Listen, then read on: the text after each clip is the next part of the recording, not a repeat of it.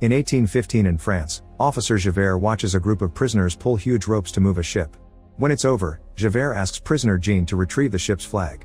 To everyone's shock, Jean shows amazing strength as he lifts the mast and drops it at Javert's feet.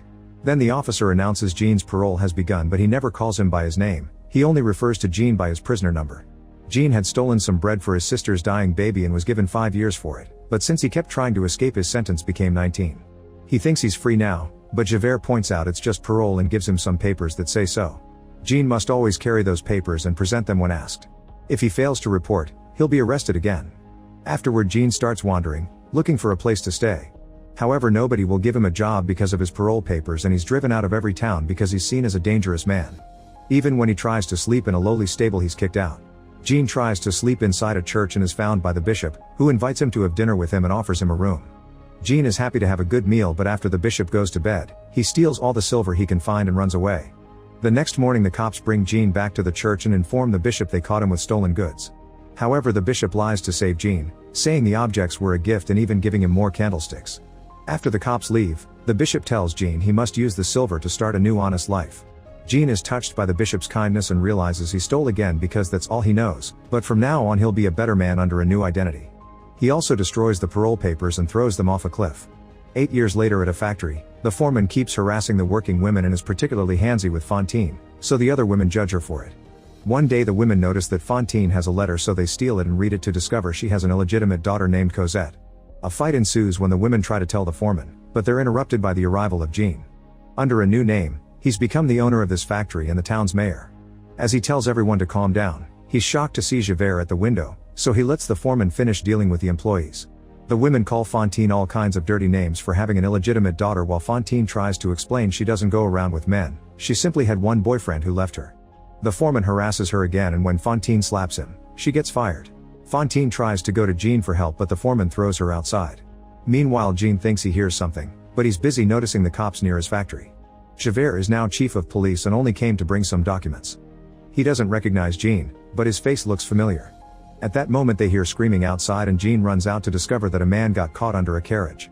Jean uses his strength to rescue the man, and Javert becomes suspicious as he remembers that the prisoner he freed 8 years ago broke his parole and disappeared. Since he lacks proof, he keeps his suspicions to himself for now. That night Fantine starts searching for ways to make money to send to her daughter. First she sells the locket with her daughter's picture, then she sells her hair and even a few teeth. This is still not enough, so she has no choice but to become a naughty worker. Soon living in the streets starts affecting her health.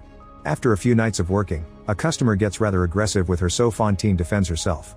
The client calls the police and Javert comes to arrest her, but he's interrupted by Jean, who thinks Fantine looks familiar. She calls him out for letting the foreman kick her out and tells him about her daughter, who is very sick.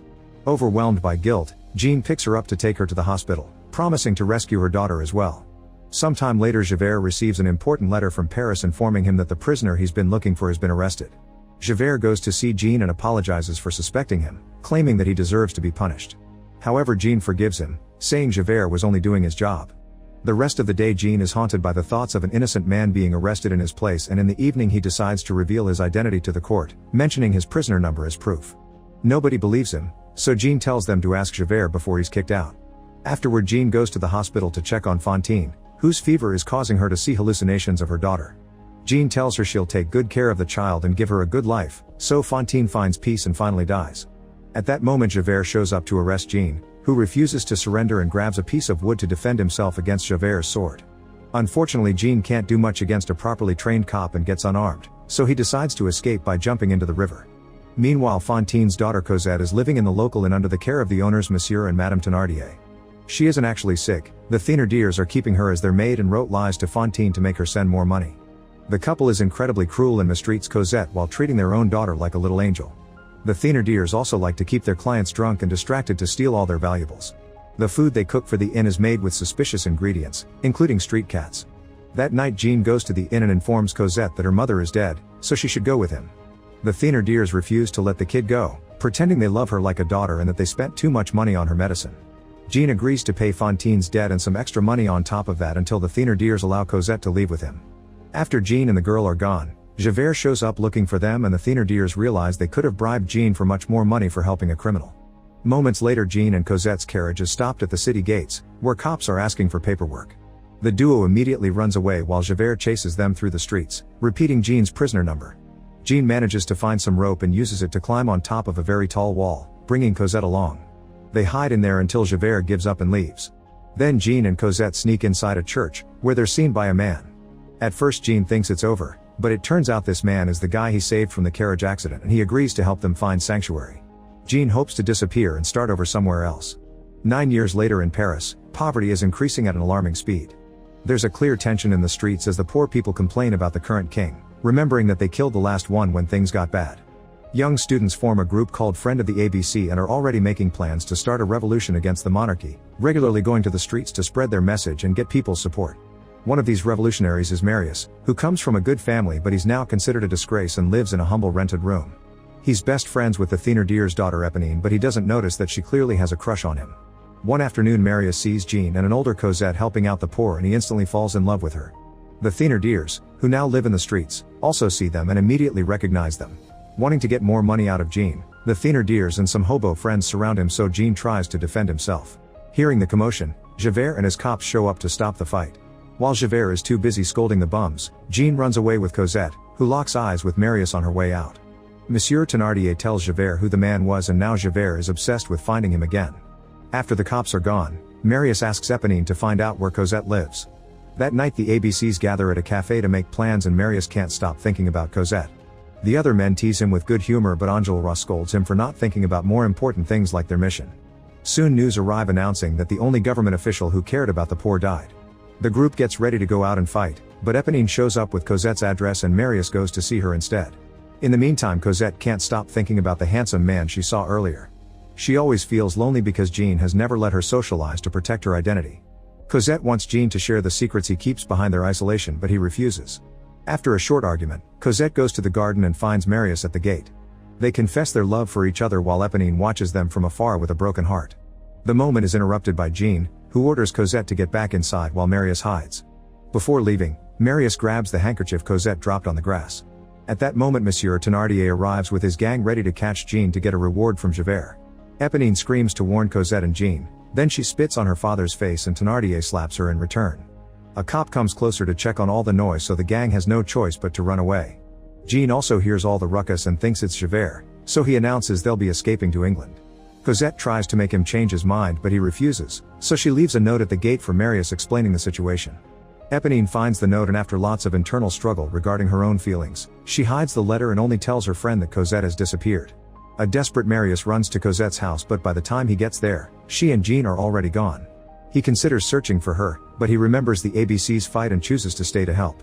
At the same time Éponine dresses up as a boy to join the revolution too. While the rebels get their weapons ready, Enjolras goes out to convince the locals to revolt. The next day Enjolras and Marius crash the funeral procession as they sing and wave the flags of revolution. Soon the crowd is following them, singing along as they ask for a better France. Javert is in this crowd, pretending to be a rebel to spy on them. The royal soldiers arrive to block the way and open fire, killing an old lady. A fight ensues and the soldiers begin killing rebels with both their swords while the crowd does their best to defend themselves. The ABCs guide the crowd to start building barricades using the furniture civilians are throwing out their windows. Everyone runs around town gathering more objects to defend themselves, finding support at every corner.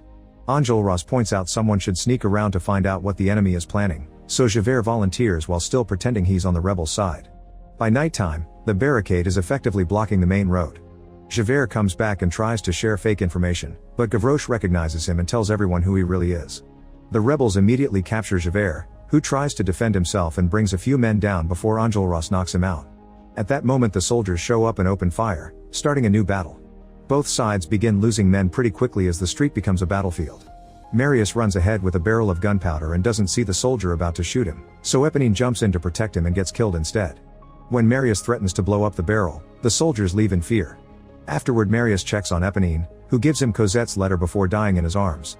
Then Marius writes a letter for Cosette and makes Gavroche deliver it, but it's Jean who receives him at the door. He reads the letter and is moved by Marius' feelings, so he runs to the barricade to protect his daughter's beloved. Jean dresses up as a soldier so he can walk without suspicion, but when the rebels sees him they think he's another spy. While Jean notices Javert tied up nearby, Gavroche comes to his defense. At that moment an enemy sniper appears on the roof and Jean yells a warning before he helps the rebels shoot him down. Now that everyone believes him, Jean asks them to let him execute Javert. Enjolras gives him permission, but once they're alone, Jean releases Javert and assures him he wants nothing in return except for proving he's a good man. Javert runs away while Jean shoots in the air to pretend he did kill him. The next morning Marius discovers that the rain damaged the gunpowder and they don't have much ammunition left. To make matters worse, civilians have gone home and only the ABC men are left. However, they refuse to surrender and take their position on the barricade to fight until the very end. Gavroche is eager to help and goes around picking up ammo from fallen bodies, only to be shot multiple times by the soldiers. Jean picks up the boy's body before the ABCs open fire, hungry for revenge. A new battle begins, and this time the soldiers use cannons to easily get the upper hand. One by one the rebels are killed, and the people in their homes refuse to open the doors for those trying to save themselves. Marius is knocked down, so Jean runs to pick his body up to then sneak around and escape through the sewers. Enjolras and the last rebels manage to enter an abandoned building, but the soldiers surround them and quickly kill them too. As a revolution symbol, Enjolras raises the flag and dies with it still in his hands. Moments later, while the soldiers are cleaning up, Javert puts his medal on Gavroche's body. He also notices Jean isn't among the bodies and hears some noises coming from the sewers. Jean is trying to move Marius' body without being noticed, but he slips and they both fall on a pile of excrement. There they are found by Monsieur Thénardier, who steals Marius' ring. Jean jumps on him and threatens to drown him until Thénardier tells him how to get out. Carrying Marius on his shoulder, Jean walks through several tunnels until he finally leaves the sewer. Unfortunately, Javert is waiting for him at the exit. Jean asks him for just 1 hour to drop Marius at the hospital, promising he'll turn himself in afterward, yet Javert still threatens to kill him if he moves. Noticing that Javert is having doubts about his own morals, Jean continues walking with Marius' body and Javert never stops him. Not knowing anymore who is good and who is bad, Javert decides to self-delete by jumping into the river. Sometime later Marius wakes up in his grandfather's house without knowing who rescued him. When he hears what happened to his friends, he returns to their headquarters to grieve. There he's found by Cosette, who comforts him and promises to take care of him. Jean watches them from afar and realizes that his presence will only bring more trouble. Later in private, Jean gives Marius his blessing to marry Cosette and shares his past before announcing he must leave to protect them. Marius understands and promises not to tell Cosette the truth. Eventually Marius and Cosette get married, although Cosette is sad that Jean isn't there with her. The Thénardiers try to crash the wedding wearing disguises, but Marius recognizes them. Before they can be kicked out, the Thénardiers tell Marius that they saw his father-in-law carrying a murdered body through the sewers and they want money in exchange for keeping the secret. They even present the stolen ring as proof, making Marius realize that it was Jean who saved him. He punches Monsieur Thénardier until he confesses Jean is hiding at the convent, then the Thénardiers are dragged out of the party.